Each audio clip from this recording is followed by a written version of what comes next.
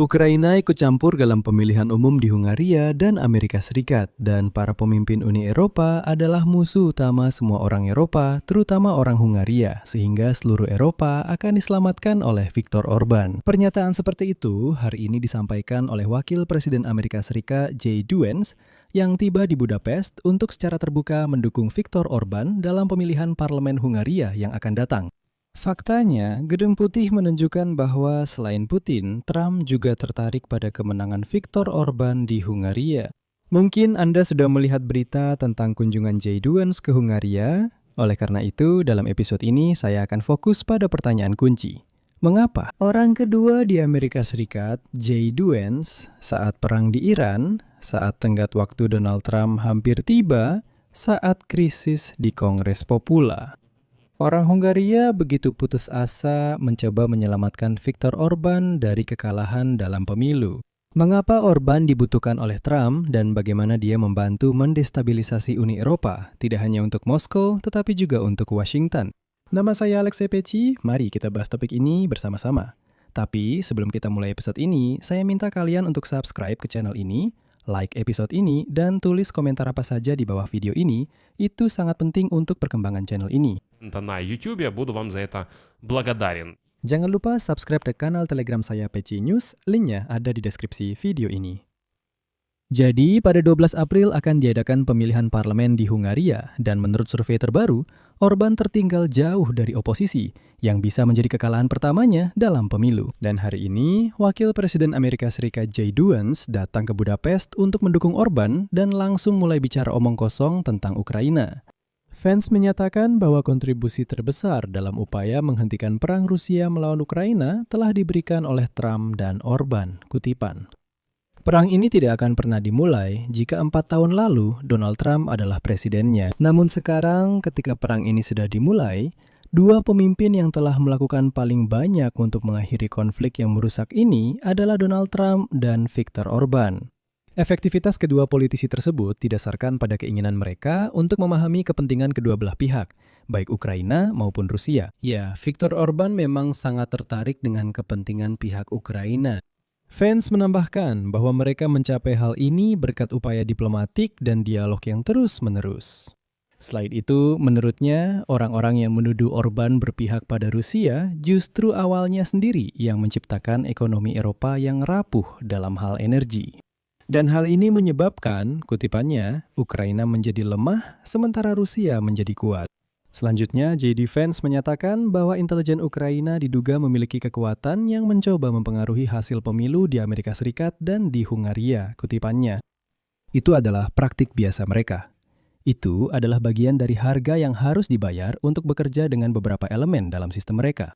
Dalam sistem Ukraina, ada orang-orang yang secara harfiah hanya beberapa minggu sebelum pemilihan presiden di Amerika Serikat tahun 2024 melakukan kampanye untuk mendukung Partai Demokrat. Selain itu, para birokrat di Brussel mencoba menghancurkan ekonomi Hungaria. Mereka mencoba membuat Hungaria menjadi kurang mandiri dalam hal energi. Mereka mencoba meningkatkan pengeluaran bagi konsumen Hungaria. Dan yang terakhir, ini benar-benar konyol. Sepertinya J.D. Vance benar-benar tidak memahami arti kata kemandirian energi.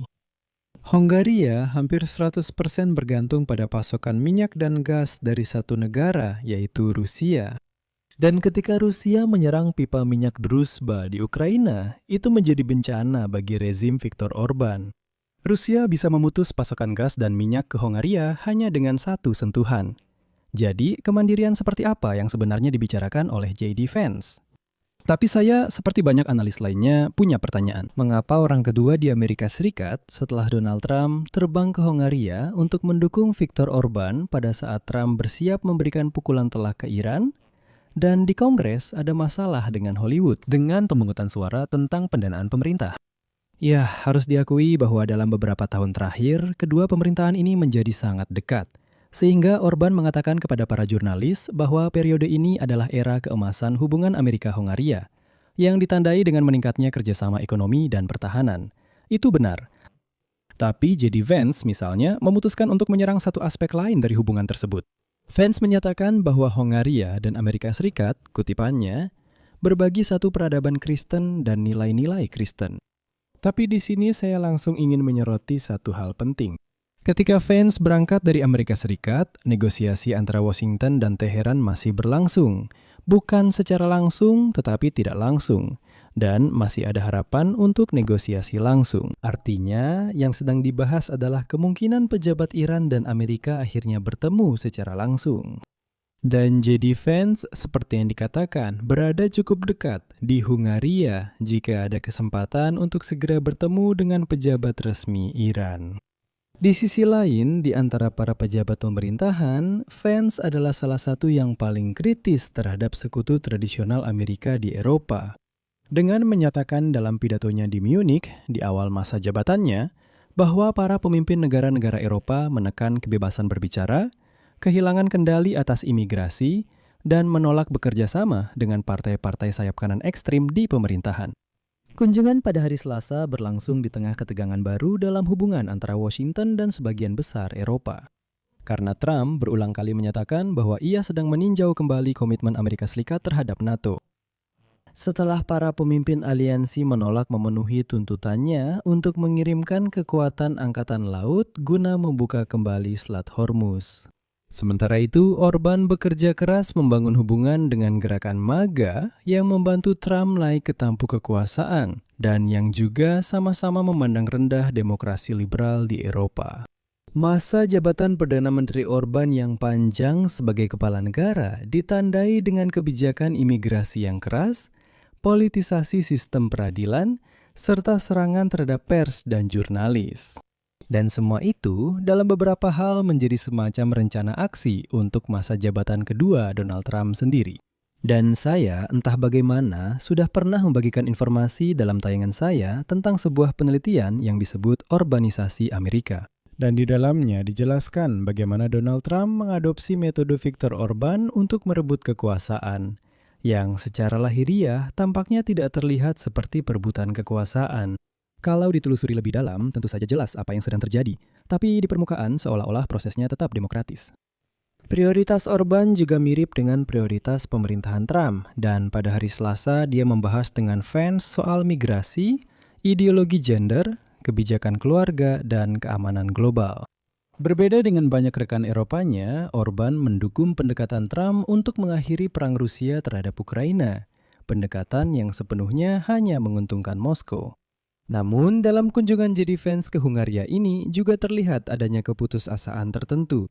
Dukungan publik terhadap Donald Trump tampaknya tidak terlalu banyak memengaruhi situasi di Hungaria di antara para pemilih. Orban menghadapi kritik yang semakin meningkat setelah tuduhan korupsi dan cara dia mengelola negara. Dan jajak pendapat menunjukkan bahwa partai sayap kanan tengah TISA telah memperbesar keunggulannya atas partai Fidesz milik Orban selama setahun terakhir. Meskipun banyak pemilih masih belum menentukan pilihannya, sehingga hasil pemilu hari Minggu masih belum bisa dipastikan. Jajak pendapat yang dilakukan oleh Pusat Riset 21 Research Center pada akhir Maret menunjukkan bahwa Partai TISA didukung oleh 56% pemilih. Namun, itu adalah pemilih yang sudah menentukan pilihannya. Sedangkan untuk Partai Fidesz, sebanyak 37% siap memberikan suara. Namun dalam jajak pendapat yang sama, 26% responden menyatakan bahwa mereka belum tahu siapa yang akan didukung. Sehingga orang-orang inilah yang bisa benar-benar mengubah jalannya pemilu. Lucunya, J.D. Vance juga mendukung kritik Orban terhadap Uni Eropa. Tapi ada hal yang menarik. Viktor Orban sudah lama menentang Uni Eropa, namun ia tidak berusaha keluar dari organisasi tersebut dan juga tidak menolak dukungan finansial dari Brussel.